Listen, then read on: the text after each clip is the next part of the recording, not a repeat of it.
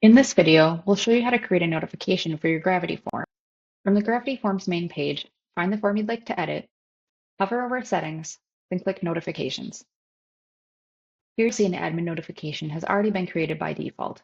Click Admin Notification or Edit. First, you'll need to determine who this is going to send to. In the Send to Email field, remove admin email and enter that email address you've chosen. You can send to multiple email addresses. Enter a comma followed by that next email. There is a more complex option called Configure Routing. This will allow you to send to different email addresses depending upon a form entry. We'll enter the first email address we want this notification to send to.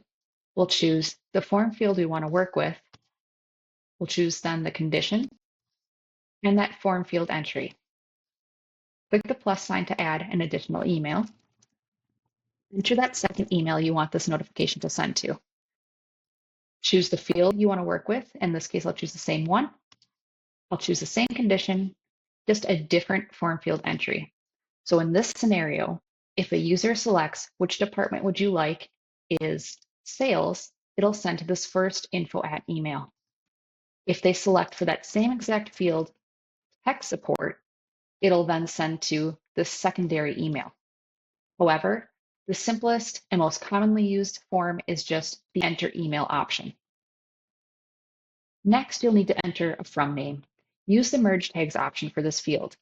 Click the merge tags button on the right-hand side and you'll see your optional form fields. Select name first, enter a space, select the merge tags button again, then click name last. This will automatically pull in the first and last name of whomever filled out that form. Next, you need to enter a from email. You will always need to enter a no reply email address. So do no reply at your domain. This is going to ensure that your form will be successfully delivered to your mailbox and won't cause any issue. Next, you'll need to make sure that you fill out the reply to field. If you have an email address field in your form that's required to be filled out, you'll want to use the merge tags option to automatically pull that email address in. Click the merge tags button, find the email field, and click that to pull that in. Again, this is going to automatically pull in the email address that was filled out in the form for you. If there is no required email address field, simply use the no reply at your domain email address like we used above. You can fill out the BCC field if you would like to blind copy somebody else on your team.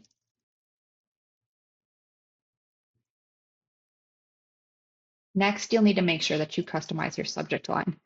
It's best if you indicate what the form title is, who filled out the form, and your company or website so that you know exactly what the email is about. For example, you could use new form title, pull in the merge tag for the form title, form from name first, name last, and this will automatically pull in using those merge tags the first and last name of whomever filled out the form. Enter some type of separator like a hyphen or a pipe, followed by your company or business name or website. Last, you'll need to customize your message. By default, it will pull in the all fields merge tag.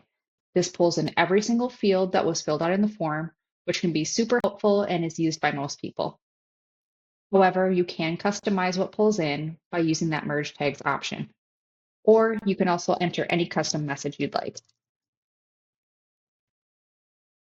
When you're done with the message, make sure that you click the blue update notification button. This will save all of your settings that you updated, and that's the last step.